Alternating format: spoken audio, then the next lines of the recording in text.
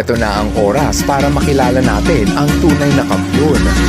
Sino sa limang ito ang kayang tumalo sa Philippine Eagle? Ito ba ang Steller Sea Eagle na pinakamalaki sa kanilang lahat? O ang Harpy Eagle na pinakamalakas? How about White-tailed Eagle na may pinakamahabang pakpak? Paano naman ang Wedge-tailed Eagle na kayang kumain ng kangaroo? At papahuli ba ang Golden Eagle na pinakamatapang? Sa totoo lang, tatlo lang sa kanila ang kayang lumaban sa Philippine Eagle. Una, ang Steller Sea Eagle na pinakamalaki ngunit mas matapang na hunter ang mga Philippine Eagle. Mas malaki ang kuko at paa ng Harpy Eagle ngunit mas mabigat at mas matangkad ang Philippine Eagle. Mas maangas naman ang mga Golden Eagle ngunit sa lakas at bigat ng Philippine Eagle, siguradong wala itong binatbat sa kanila.